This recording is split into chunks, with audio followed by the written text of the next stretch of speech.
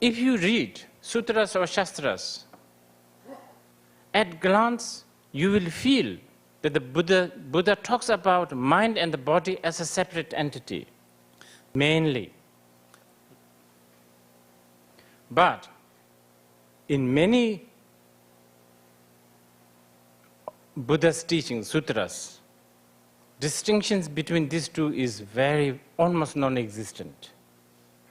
Body and mind, not separate, or not same also. Now, this brings an issue. There are Buddhists who say, oh, all those Buddhists, all the sutras that you are talking, they are not real sutras. They are not taught by the Buddha. What are you talking about? This is what they would say. We can have another discussion about this another time. But here, for today, what is necessary to analyze whether there is Buddhism without reincarnation, I need to present the idea of direct teaching and the expedient meaning teaching. I don't know, I could be wrong, please correct.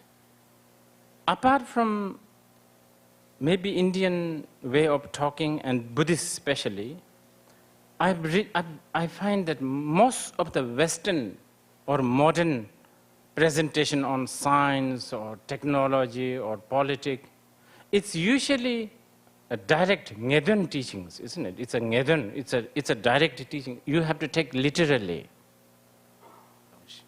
Buddha's teaching is not that easy to sort of put it in a black and white like this. To put it very crude, all Buddha's teaching, almost many Buddha's teachings are half true and half not true. Crudely speaking, he's kind of half lying and half not lying. And you will ask why?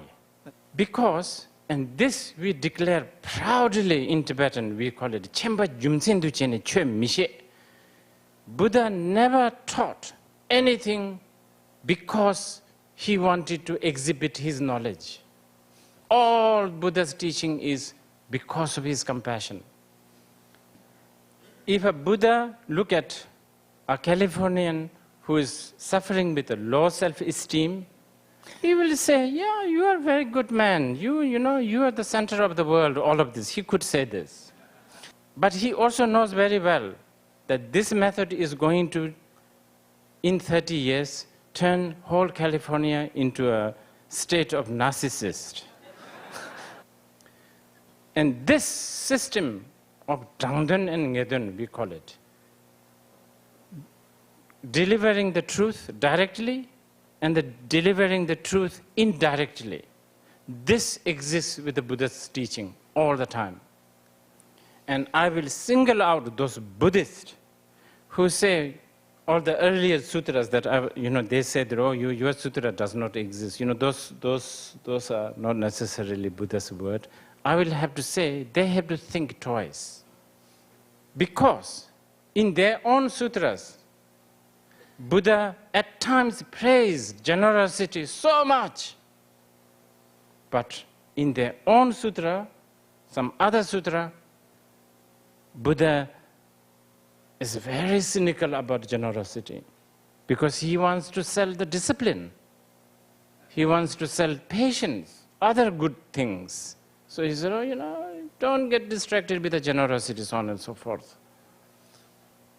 This is another reason why a Buddhist can talk about emptiness wholeheartedly and the ritual does not contradict. I have to thank Professor Shaft here because 2 times we had dinner and he talked about ritual in Buddhism and how this is, people talk about sort of Buddhism without the religiosity. And this really made me think. These Buddhists, what the hell, British Buddhist. The tendency, what they do is they cherry pick. Meditation, wow, that's good, let's pick this up. Fire puja, that's a Tibetan stuff. Not good, because you are underestimating relative truth. maybe I'm being very narrow-minded, looks like many of the other religions, including Abrahamic religion, seems to need to adjust to the present day of thinking and present day values. But I will have to say, Buddhism, ground, path, method, nothing needs to be modified, nothing. There is a path for everyone. That does not mean that others' method is invalid.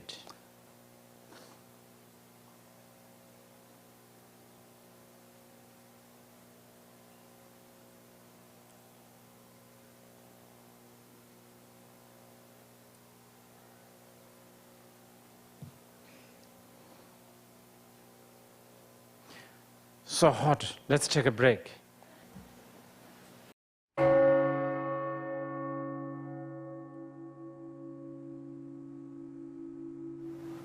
So, reincarnation is taught in the sutras that are considered teachings of expedient meaning. Okay? So, on the absolute level, Buddhists don't believe in reincarnation. But even as I say this, I worry how you interpret this. And I will bring this up because I may be totally wrong. Because many people have made comment that the great Zen master Thich Nhat Hanh does not talk about reincarnation. And therefore, many of his followers, and I think most of them are what I called earlier, remember, sort of a materialistic residual, Abrahamic residual students, they really they have now backup from an authentic Zen master. So this is how I tend to hear. I could be wrong, I have to say this. Not as a tulku, but as a Buddhist, I worried when I hear this. Because the whole point of practicing Buddha Dharma is to be free from cyclic existence, samsara, going round and round and round. If there is no reincarnation, there is no round and round. There is this, then that. And this makes sense in a way because many of so-called meditation, mindfulness, and so on and so forth works so well with resorts. Resorts, 5-star resort, massage, mindfulness, because afterwards, nothing to worry. You become a plant, you become part of the universe. Then right now, you get a massage, you get a jacuzzi, and a meditation. That's why meditation is becoming popular. This is my fantasy. Again, I have to say this before I forget, because otherwise I'll forget. I will. Again, the moment we mention the words like samsara, because it's a foreign language, then you think in terms of long, infinite, I don't know. And this is where all this misconception happens. In the Prajnaparamita Sutra, Buddha told one bodhisattva that from the time he took bodhisattva vow to the time he was the 10th Bhumi bodhisattva, by the way, and he was actually towards the last stage.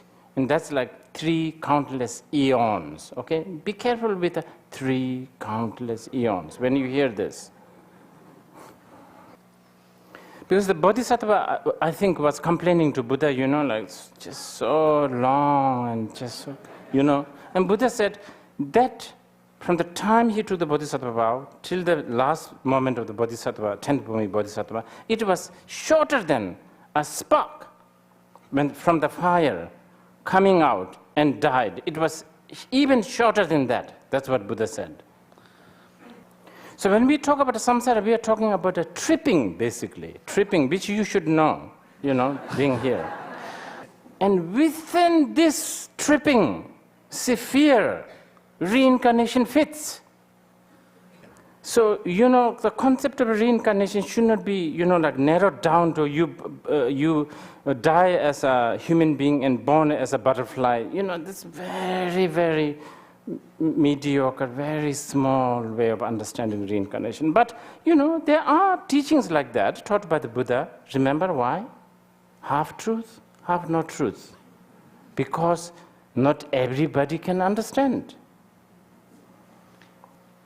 I'm repeating this a little bit, but you may ask, why does Buddha do this?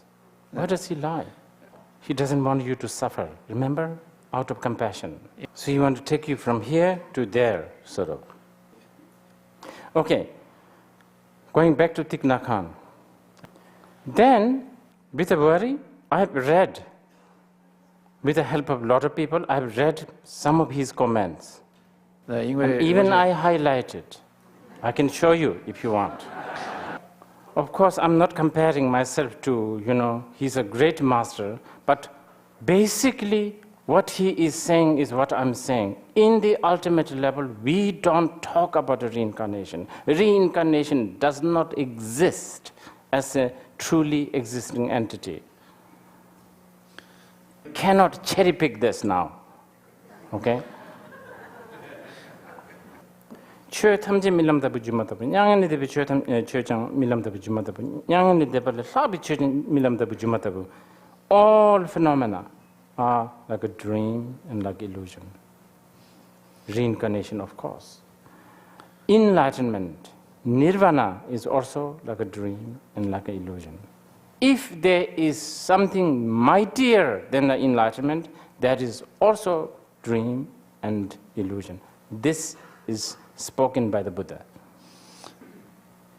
But yes, in sutras like Jatakamala Sutra, where Buddha said, once upon a time when I was a monkey, as if there was a soul, mind that reincarnates and previous incarnation. Okay, I have to sort of rephrase this a little bit. These sutras, are they talking about the truth? No. But if you ask me, are they lying? I have to think about this. Because they are expedient meaning teaching. Okay, this is just what makes an expedient meaning teaching qualified as an expedient meaning teaching. This is important to actually sort of make note. Expedient teaching must lead to the ultimate truth, otherwise expedient teaching is not good. If expedient teaching is not leading to the direct meaning, then that teaching is not a path. When Buddha said, all compounded things are impermanent, that's an expedient meaning teaching, that's not absolute teaching. You know, to be very crude, just to enhance, just to highlight, that's a lie. You know, that's not a, maybe I shouldn't say lie, but just so that we can communicate. When he says all compounded things are impermanent, that is a relative teaching, not absolute teaching. I think for the materialist, it is actually the ultimate teaching. What is the problem? What is the problem? Why this is not ultimate teaching? Because if it is ultimate teaching, Buddha is asserting that there is something that is becoming impermanent. Danger. And Buddha is also, by consequences, he's saying impermanence is permanence. This expedient and direct meaning teaching is, as I said, I have no interest in having a dialogue with the scientists. I'm talking about here, just giving an opinion of how to study Buddhism. You have to, really think in this way in order to study Buddhism. If you don't understand some of these systems, you will not understand Buddha Dharma, even intellectually, very difficult. Sometimes Buddha said, those who see me as a form, those who hear me as a sound, they have a wrong view. This is what Buddha said. Other times he said, Buddha is adorned with the 32 major marks, 80 minor marks. So what is this? And sometimes, Buddha never said that there is a nirvana that requires abandoning of samsara. Non-existence of the samsara itself is the nirvana. This is what Buddha said. But other times, Buddha talked about the Sukarvati, the land of Amitabha, the swan, the pond, the flowers. He talks like this. And as someone like me, fanatical Buddhist, we are very proud he taught like that. Great teacher. That's why people like me, venerate him, because he talks like this.